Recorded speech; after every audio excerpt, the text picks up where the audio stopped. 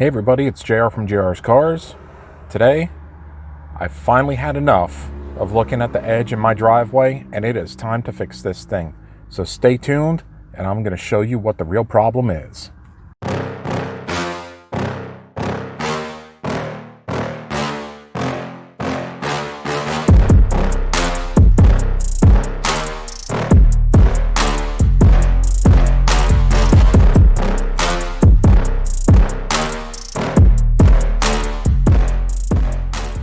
Alright, so basically, I thought the head gaskets were blown in this thing, because if you checked out, I had a little bit of a short that I had posted a while back.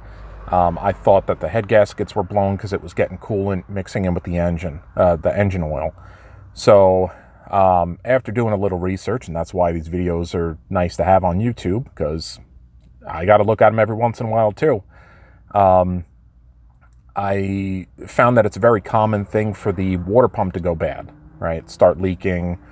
And the problem with these is that the water pump is on the inside of the timing cover. So it's not like an external water pump, nice, easy, 30-minute deal to fix. I wish it was, but it's definitely not. So I've been little by little trying to take it apart. I got hung up for a little bit. Work's been really crazy, and then, had a vacation, so now it's time to get this thing fixed because I want to start using it again. So I'm going to show you where I'm at with this. It's not going to be a step-by-step process because it is a pain in the ass to do. A shop is probably going to charge about $2,000 to do this job, and I see every bit of that $2,000 why they charge it, because I think the shop manual calls for something like 40 hours of labor or something like that just to get this done. It's insane. The whole passenger side of the engine has to come off. The timing cover has to come off. The timing chain has to come out. The cams have to be locked into place in order for them, for you to not lose time. Motor mount's got to come out. Power steering pump has got to come off of it, and that was probably the biggest pain in the ass of this whole thing right now, because you can't see anything back there. You're going by feel. So like I said, I'll show you where I'm at right now. I'll show you what it is. I'll kind of give you a quick once over of what I did to get to this point, and then we'll go from there. All right, so here's where I'm at. After many hours of working on this. Mind you, I'm sure if you're living in the United States, we've been dealing with the heat lately, so it's been really bad. And of course, where I have it parked, it's right in the sun, so that doesn't help. So in order to do this, you have to take the entire top end of the engine off up to the heads, right? So the intake manifold, everything on the top end of the engine's got to come off. The valve covers have to come off. The timing cover has to come off just to get to this freaking water pump. It's crazy and infuriating that engineers designed it this way. For a stupid part's like $40, right? Any other car, I'd be able to change the water pump and everything was great and wonderful, and we wouldn't get coolant mixing in with the oil. So if I'm not going to go over the whole intake removal, I do have a video on this where I took the valve covers off. Pretty much it gets it to this point minus the timing cover.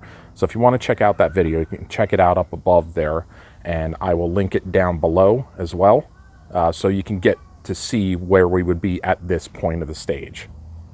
So what you're going to have to do is take the whole inner fender out, the inner wheel well of the passenger side, so you can get full access to the side of the engine. And being that I'm already in this, I really can't show you this here, but you have your coolant reservoir that's here. That's got to come out, and just move everything out of the way. I took all of the wiring that was plugged into the ECU here, put it over here. I have it zip tied up out of the way, so it's out of the way. I'm gonna have to remove the power steering reservoir too, so I can move some of this extra stuff to give me a little bit extra room in the back over there too. And of course, everything over here needs to go too. So being that this is already taken apart, this is where the timing cover is. I already have it off, so you're not going to see that. But you would have that's your crank right there, and attached to that would be your crank pulley. So you're going to have to get either a pulley puller, or what I did was I took, there's a bolt that goes through the center. I removed the bolt, and then what I did was I took a 3-jaw puller, and I pulled the pulley off of it. But of course, one of the things that you're going to have a problem with is getting that bolt out. So if you have a good 1/2-inch impact, you might be able to get that bolt out pretty quick. If you have an air tool, I'm sure you'd be able to get it out. I don't have that. So what I did was, if you try to loosen up the bolt, it's going to spin the engine. That's just the way that it is.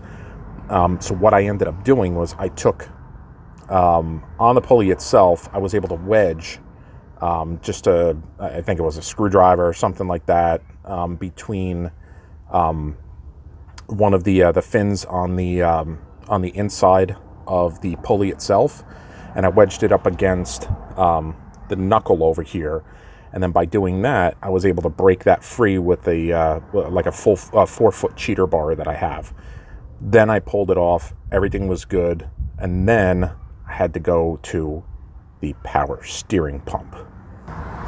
And that right there is the bitch. This is going to be the bitch of all bitches. It was an immense pain in the ass to get back there and get these bolts out. Because like I said, you're not going to see it. You're not going to be able to see where those bolts are. There's 2 bolts on the bottom. They're kind of offset. So you can have, say one that's here and then one that's here. So they're a little bit offset of each other. And then there's a bolt on the top. And there's another one that's in here to the left side of it. So if you get your fingers down there and you feel, you're going to put your fingers down there, you're going to feel this tube. This tube here is the power steering line that goes down to the power steering pump. If you feel where that is, you put your finger to the left side of it, and you're going to feel that there's another 10mm bolt. These are all 10mm bolts. There's another 10mm bolt on the left-hand side of it that you have to come in straight on like this to the left side of the hose. Now, the only way I was able to make this work was with a 1/4-inch drive, because the sockets themselves are small. They're thin. It's a very small margin that you have to work with. So you're going to have to do it that way. Put it in there, break it free, get those 4 bolts out, pull it off to the side. I just have it tied up here just so it's not going anywhere. I'm not taking the damn thing out. It's not worth it. But you can see down here it's loose, and it's just tied up with the zip ties right now. It's out of the way. And here comes pain in the ass number 2. The timing cover. It is a pain to get off because there is a lot of screws, a lot of bolts that need to come out, right? You have all these bolts that need to come out, but this was my Achilles heel.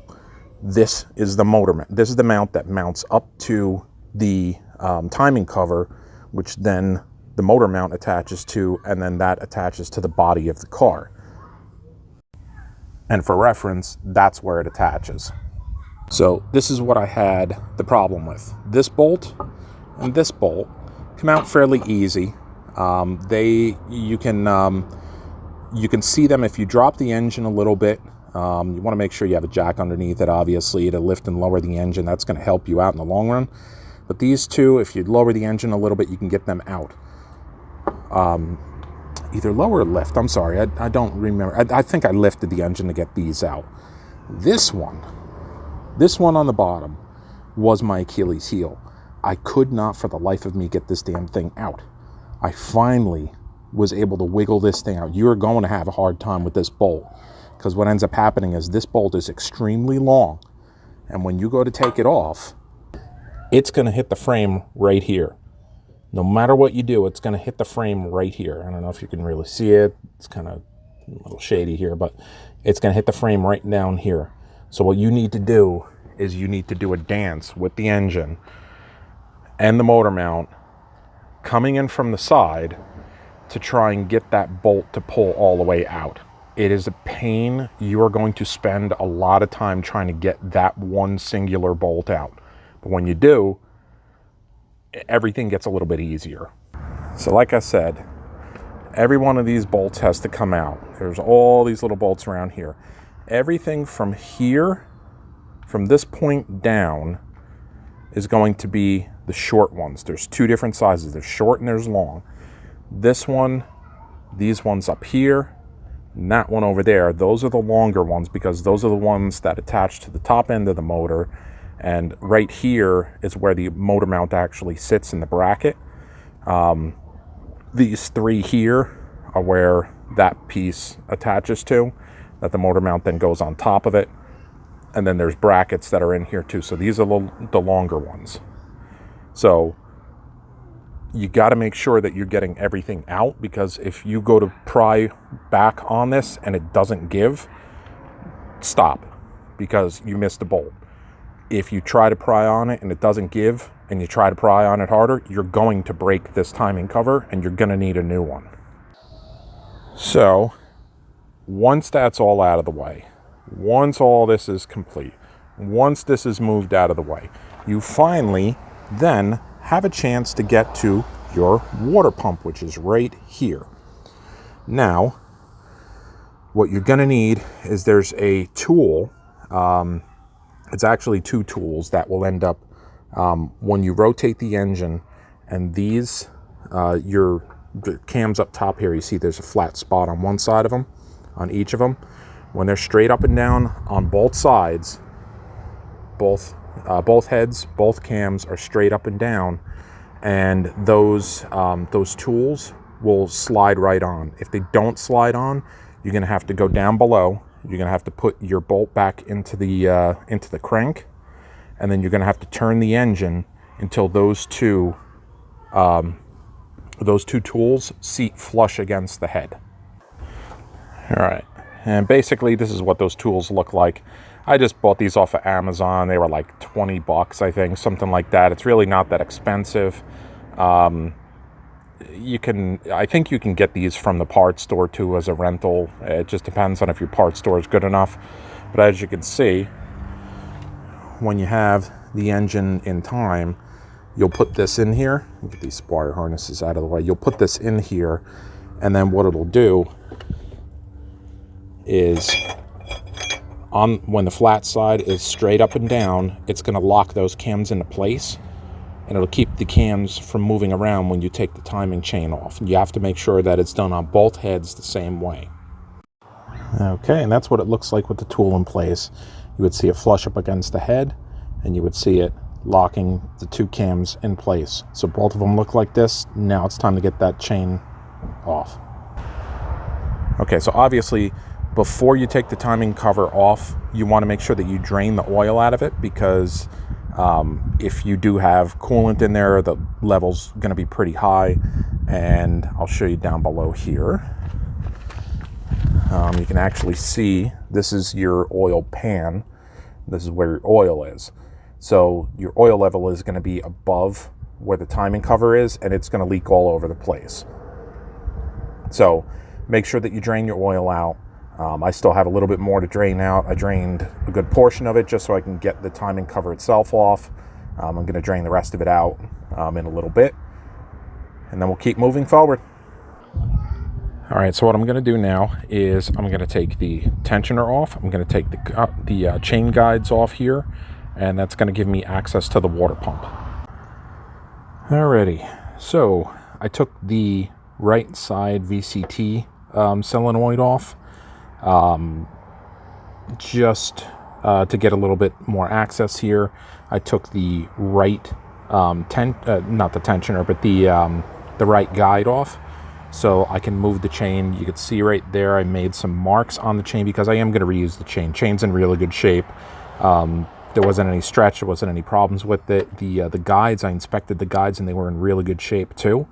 I did take care of this engine, so everything is in pretty good condition at this point. So I don't have any problems with reusing the timing chain here. Never had any issues with noises or anything like that, so it doesn't really concern me. So at this point, there's the water pump, and I left this left side together with, you know, no questions about it. This left guide over here does move. I can move it around. So there's a couple bolts. I think there's like two bolts over here. Two, yeah. I'm looking at the new pump I have. There's 2 bolts here, so I can move this out of the way to get to those bolts that are holding this in place. I'm going to get the rest of these out and pull the water pump out. All right, so water pump is out, and I came in the backyard here because it's a little better with the audio, being that front yard seems to be a racetrack here. But you can kind of see the gaskets up here look like they're kind of blown out. They're not. This is flush, completely flush against the metal. You can kind of see it's separating in here, and then feels the same way up over here too, but I don't think that it was the seal that 100% failed. It is this impeller blade. Look at this.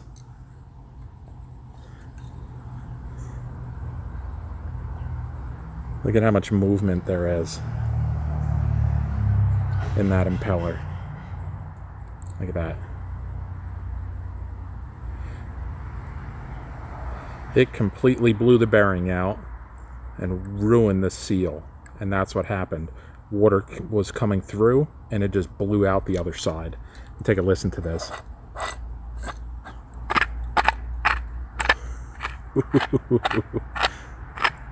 Well, it is definitely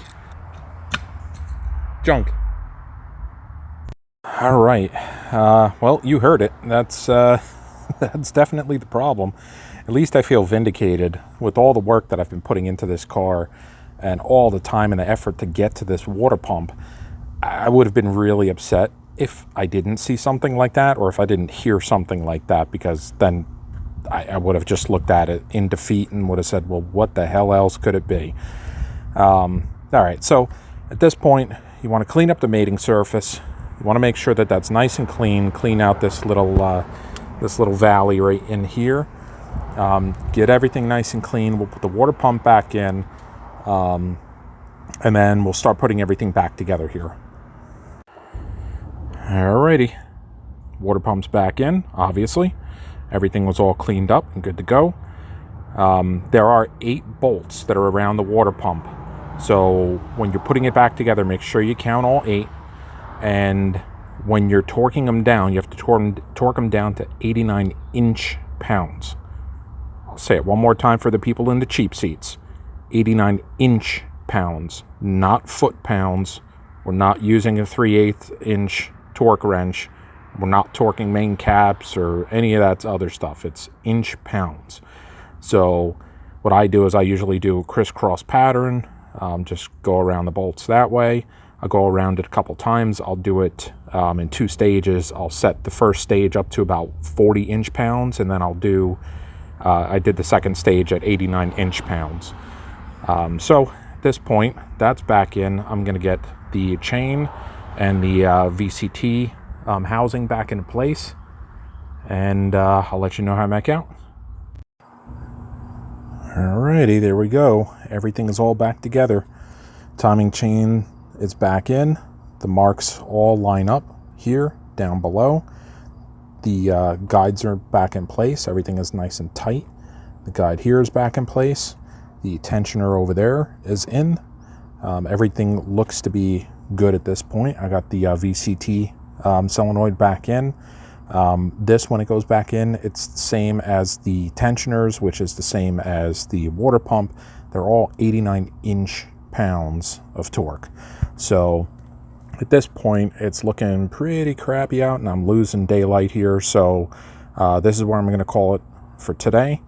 What I'm going to do is I'm going to leave this here. I'm going to continue this. I'm going to put everything back together, clean everything up now, because now I'm at the point where you're going to have to clean up the mating surfaces for the timing cover, clean up everything really, really good so you can seal the timing cover back up. I'm going to finish draining the oil out in the bottom there, because when I did pull the water pump off, you do get some water that will drip down into the pan. You got to get that out of there too. Stay tuned for part 2 of the fix for the water pump on this 2007 Ford Edge. And do me a favor, smash that like button, comment down below, and hit that subscribe button right over there, because there's plenty more where this came from. And be ready for part 2 when we get everything else together and we start this thing for the first time in a couple months. I hope everybody's staying safe, and I'll catch you in the next video.